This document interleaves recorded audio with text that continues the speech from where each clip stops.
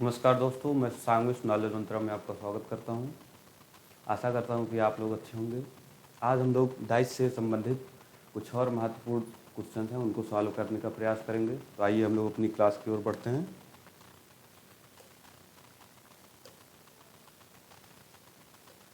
आपका पहला क्वेश्चन है आपकी स्क्रीन पर। नीचे एक पासे के दो प्रारूप को दर्शाया गया है। इस पासे में अंक 3 के विपरीत फलक पर कौन सा अंक होगा। क्या पूछा गया है आपसे कि अंक 3 के विपरीत फलक पर कौन सा अंक होगा। तो इसको हम देखते हैं कैसे सॉल्व करेंगे। तो दोनों पासे में ध्यान से देखते हैं तो कॉमन क्या क्या है आपका। दोनों पासे में एक कॉमन है और देखते हैं कोई और सतह कॉमन है। तो ये आपकी सतह ये जो 2 है ये भी कॉमन है। कौन सी कॉमन नहीं है? 3 नहीं कॉमन है, 4 नहीं कॉमन। तो हमने कल के वीडियो में पढ़ा था कि जब किन्हीं दो प्रारूप वाला क्वेश्चन पूछा जाए तो उसमें क्या होता है कि अगर दो सतह पासे की दो सतह आपस में कॉमन है तो बची हुई तीसरी सतह परस्पर जो है विपरीत होती है। तो 3 के विपरीत क्या हो जाएगा आपका? 4, या 4 के विपरीत 3, दोनों एक ही बात होती है। तो क्या पूछा गया है आपसे क्वेश्चन में कि अंक 3 के विपरीत फलक पर कौन सा अंक होगा। तो 3 के विपरीत क्या होगा? 4 होगा। आपका ऑप्शन कौन सा सही होगा? ये वाला। बढ़ते हैं हम लोग अगले क्वेश्चन की ओर। सेकंड है आपका, नीचे एक पासे के दो प्रारूपों को दर्शाया गया है। इस पासे में अंक 4 के विपरीत फलक पर कौन सा अंक होगा। 4 के विपरीत पूछा गया है। और इसमें हम देखते हैं कि कॉमन क्या है। कॉमन आपका पहले तो आपका ये 6 कॉमन है और ये 2 भी कॉमन है। हमने क्या पढ़ा है कि जब किन्हीं दो पासों में दो सतह जो है कॉमन होती हैं तो बची हुई तीसरी सतह आपस में क्या होती हैं? विपरीत होती हैं। तो पूछा क्या गया है आपसे कि 4 के विपरीत फलक पर कौन सा अंक होगा। तो 4 के विपरीत क्या होगा? 5। क्या सही होगा आपका? Option C. अगले क्वेश्चन की ओर बढ़ते हैं हम लोग।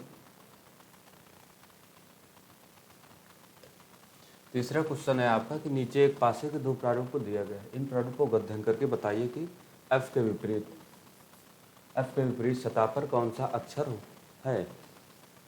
तो इसमें देखते हैं कॉमन कौन सा है आपका। कॉमन आपका ये बी है और कॉमन क्या है? ए है। ये दोनों तो आपकी जो है कॉमन सतह हो गई। बची हुई सतह आपकी इस प्रारूप में अगर हम देखते हैं पासे के इस प्रारूप में तो सी है।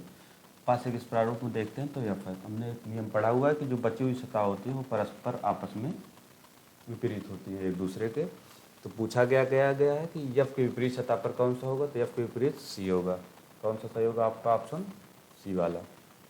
अगले क्वेश्चन की ओर हम लोग बढ़ते हैं। अगला क्वेश्चन है आपका कि एक पासे को दो प्रारूप को दिया गया है। बताइए कि का के विपरीत सतह पर कौन सा अंक होगा। का के विपरीत सतह पर पूछा गया है आपसे इसके विपरीत।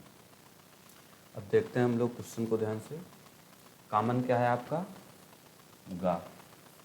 और देखिए कोई कुछ और कॉमन है आपका? ये घा भी कॉमन है।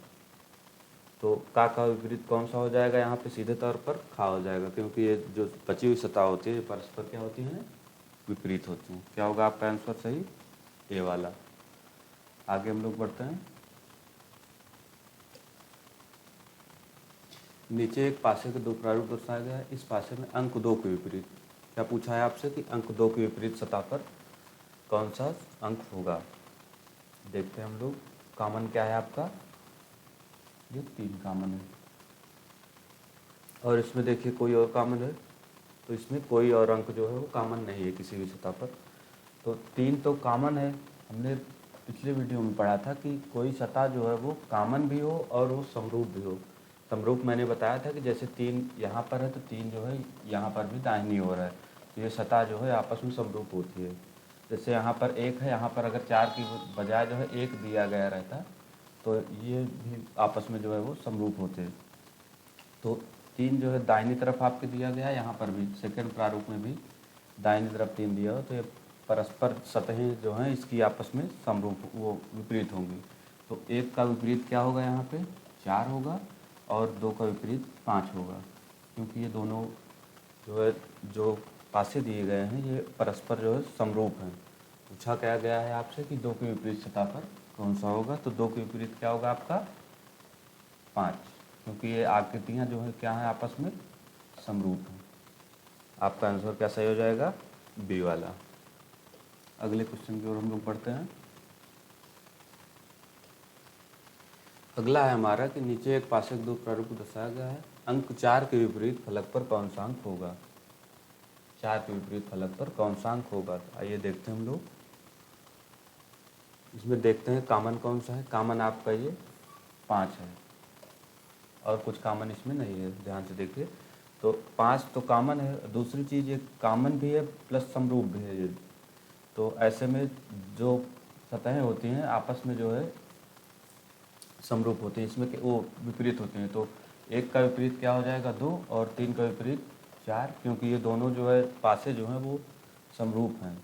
ठीक, तो पूछा क्या गया है आपसे कि 4 के विपरीत सतह पर विपरीत फलक पर कौन सा अंक होगा। तो 4 के विपरीत क्या होगा 3। अगर पूछा जाता है यहीं पर आपसे कि 1 के विपरीत या 2 के विपरीत क्या होगा, तो 1 के विपरीत 2 होगा, 2 के विपरीत 1।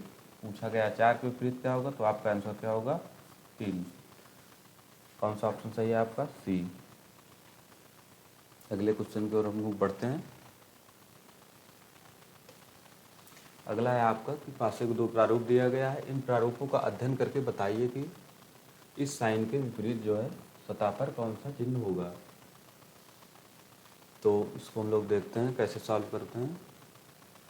कॉमन इसमें क्या है आपका, ये साइन आपका देखिए, पहली बात तो कॉमन है और कोई इसमें कॉमन नहीं है। कॉमन भी है और ये समरूप भी है, क्योंकि जो है ऊपर की सतह पर दोनों कॉमन है, दोनों एक ही सतह पर दोनों पासे के।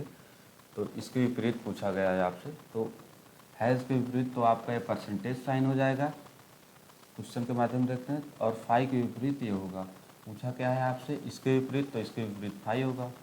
हमने पहले भी पढ़ा हुआ है कि दोनों सतहें जो है आपस में एक दूसरे के विपरीत होती हैं। अगर फाई के विपरीत ये है तो इस साइन के विपरीत फाई है हुआ, तो इसके विपरीत पूछा है तो फाई होगा आपका आंसर। कौन सा आंसर होगा आपका, डी वाला। आगे हम लोग देखते हैं।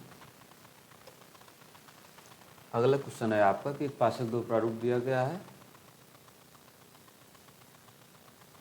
इस साइन के विपरीत आप सतह पर कौन से फलक होगा। तो क्या पूछा गया है आपसे, इसके विपरीत। अब इसमें हम क्वेश्चन में देखते हैं, वो पिछला क्वेश्चन है आपका, आगे हम लोग देखते हैं ये वाला क्वेश्चन। नीचे एक पाशक दो प्रारूपों को दर्शाया गया है, अंक 5 के विपरीत फलक पर कौन सा अंक होगा। 5 के विपरीत आपसे पूछा है। अब इसमें हम देखते हैं कॉमन कौन सा है आपका, ये 3 कॉमन है, बाकी कोई सतह जो है कॉमन नहीं है। इसमें हम जो है कॉमन हिडन के रूल से लगा सकते हैं। 3 तो आपका जो है वो कॉमन हो गया, बाकी हिडन कौन सा है आपका, 3 कॉमन हो गया। अब 1 2 3 4 5 6 आपका हिडन है। पूछा क्या है आपसे कि पूछा गया है यहाँ पे, ध्यान से देखिए, 5 के विपरीत पूछा है, 3 के विपरीत नहीं। तो इस रूल से हम इसको सॉल्व नहीं कर पाएंगे। इसको सॉल्व करने के लिए हम क्या करेंगे कि दक्षिणावर्त नियम या वामावर्त नियम जो हमने पिछली क्लास में पढ़ा था उनको हम लोग यहाँ पर अप्लाई करेंगे। तो 5 के विपरीत पूछा है, तो जैसे हम इसे क्लॉकवाइज अगर घुमाते हैं और देखिए कैसे इसको हम सॉल्व करते हैं। तो यहाँ पे कॉमन पहले क्या है उसको हम लोग देख लेते हैं। 3 आपका जो है वो कॉमन है, तो यहाँ पे हमने 3 लिखा, दिख रहा है यहाँ पे 3 लिखा। 3 के बाद क्या है यहाँ पे 2, 2 के बाद 1, 3 के बाद 2, 2 के बाद 1। यहाँ पर सेकंड वाले पासे में देखते हैं हम लोग 3, 3 के बाद है 4, 4 के बाद 1, 3 के बाद यहाँ पे 3 तो जो है दोनों में कॉमन हो गए। 3 के बाद क्या है यहाँ पे 4, 4 के बाद 5। ठीक, पूछा क्या गया है आपसे 5 के विपरीत फलक पर कौन सा अंक होगा। तो 5 के विपरीत क्या होगा आपका 1। अगर पूछा जाता है आपसे 2 के विपरीत या 4 के विपरीत क्या होगा, तो ये परस्पर आपस में वो एक दूसरे के विपरीत होंगे। और अगर 3 के विपरीत पूछा जाता तो इसको हम कॉमन और हिडन के रूल से इसको सॉल्व कर लेते। तो पूछा गया है आपसे 5 के विपरीत फलक पर क्या होगा, तो 5 के विपरीत क्या होगा 1। आपका आंसर कौन सा होगा, डी। अगले क्वेश्चन की ओर हम लोग बढ़ते हैं। अगला है आपका कि सी के विपरीत सतह पर कौन सा अक्षर है। ठीक, देखते हैं हम लोग। कॉमन इसमें देखते हैं क्या है। कॉमन आपका ये ई है, बाकी कोई सतह जो है वो कॉमन नहीं है।